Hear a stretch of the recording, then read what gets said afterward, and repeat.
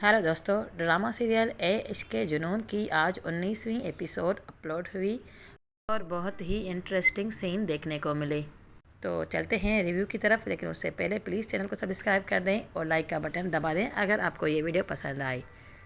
Rhyme एमन को अपने घर ले आता है जहां वो उसे अपने माँ बाप से मिलाने की कोशिश करता है, लेकिन अली नवाज़ उससे मिलने की बजाय साफ साफ इनकार कर देता है कि मैं इसे कभी भी अपने घर की बहू कबूल नहीं करूँगा।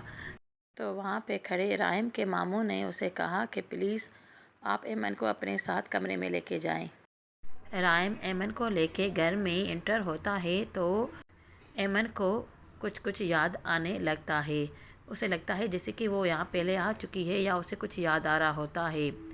अगले सीन में हम देखते हैं कि आफिया अपने बेटे को फ़ोन पे सब कुछ बता रही होती है कि राहिम ने ना सिर्फ एमन से शादी कर ली है बल्कि वो उसे घर भी लेके आया है।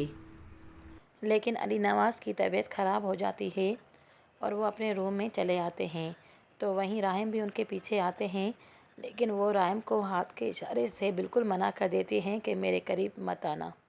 वहाँ दूसरी तरफ माइन राइम की पोस्ट जो कि उसने सोशल मीडिया पे शेयर की हुई होती है, सेल्फ़ी, वो देख लेती है और वो आपे से बाहर हो जाती है। यहाँ तक कि अपनी माँ से भी कंट्रोल नहीं हो रही होती।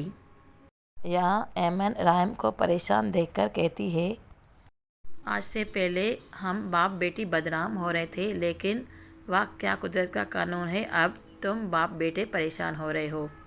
अभी राइम उसे कहता है कि यहाँ सिर्फ तुम्हारी एक सही बयाने की बात है। अगर तुम ये सही बयान दे दो कि मैंने तुम्हारे साथ कुछ गलत नहीं किया तो ये सारा मसला हल हो जाएगा। लेकिन एमन, जिसे कुछ याद ही नहीं है, वो राहिम को सीधा सीधा कह देती है कि मेरे साथ जो भी बुरा हुआ है उसके ज़िम्मेवार सिर्फ़ और सिर्फ तुम हो। तभी राहिम उसे बाहों से खींचकर उस कमरे में ले आता है जहाँ पे उसके साथ ये हादसा पेश आया था और कहता है कि याद करो एमन, यही वो जगह है जहाँ तुम बेहोश पड़ी हुई थी। तुम क्यों शेरोज़ को बचा रही हो? शेरोज़ ने ही तुम्हारे साथ सब कुछ किया है। तो वहीं राहिम को कुछ कुछ याद आ रहा होता है और वो याद करके वहीं पे गिर पड़ती है। तो राहिम उसे सहारा लेते हुए संभाल देते हैं और उसे अपने कमरे में ले आते हैं।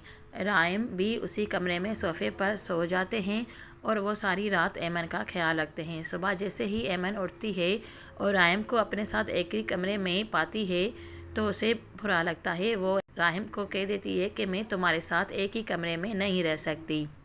तभी राहिम उसे वो चाकू दिखाता है जो एमन अपने साथ ले आई है और राहिम उसे बड़ा इमोशनल होकर कहता है कि मुझे मारने के लिए तुम्हारे अल्फाज ही काफ़ी हैं, इस चाकू की तुम्हें ज़रूरत नहीं है। अब जल्दी से तैयार होकर नाश्ते पे आ जाओ।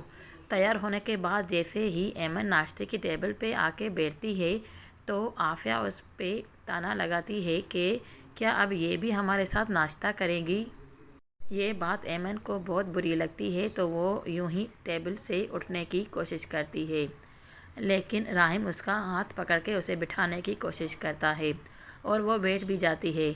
लेकिन आफिया उसे ताने पे ताना मारती है कि तुम्हारे साथ शादी होने से इसकी क्लास बदल नहीं जाती, इस लायक नहीं है कि हमारे साथ नाश्ता कर सके। और एमन को इस बात से बड़ा गुस्सा आता है तो वो टेबल छोड़ के चली जाती है।